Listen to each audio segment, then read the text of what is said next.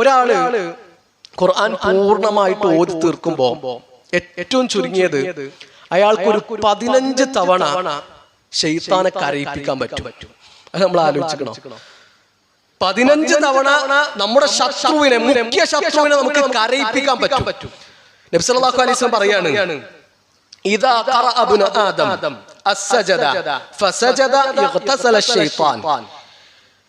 നമ്മൾ ഖുർആൻ ഓതി പാരായണത്തിന് സുജൂദ് എത്തി, തിലാവത്തിന്റെ സുജൂദുള്ള ഒരു ആയത്തെത്തി, നമ്മൾ സുജൂദ് ചെയ്തു. സുജൂദ് ചെയ്യുമ്പോ ശൈത്താന് വിട്ടുമാറി പോകുന്നതാണ്. എന്നിട്ട് അവൻ കരയും. കരഞ്ഞിട്ട് അവൻ പറയും, ഉമിറ ഇബ്നു ആദമ ബിസ്സുജൂദി ഫസജദ. മനുഷ്യനോട് അല്ലാഹു സുജൂദ് ചെയ്യാൻ പറഞ്ഞു, ഓൻ സുജൂദ് ചെയ്തു. ഫലഹുൽ ജന്ന, ഓൻക്ക് സ്വർഗ്ഗമുണ്ട്. വഉമിർതു ബിസ്സുജൂദി ഫഅബൈതു ഫലിന്നാർ. എന്നോട് അല്ലാഹു സുജൂദ് ചെയ്യാൻ പറഞ്ഞു, ഞാൻ സുജൂദ് ചെയ്തില്ല, അതുകൊണ്ട് എനിക്ക് നരകമുണ്ട്. നമ്മൾ തിലാവത്തിന്റെ സുജൂദ് വരുന്ന ഒരു ആയത്ത് ഓതിയിട്ട് തിലാവത്തിന്റെ സുജൂദ് ചെയ്യുമ്പോ ശൈത്താൻ കരഞ്ഞിട്ട് മാറിപ്പോകുന്നാണ് അല്ലാഹുവിന്റെ റസൂൽ സല്ലല്ലാഹു അലൈഹി വസല്ലം പറഞ്ഞത്. നമ്മളെ മുഖ്യ ശത്രുവിനെ കരയിപ്പിക്കാനുള്ള ഒരു ചാൻസ് കിട്ടിയിട്ട് നമ്മളത് വെറുതെ നഷ്ടപ്പെടുത്തി കളയണോ?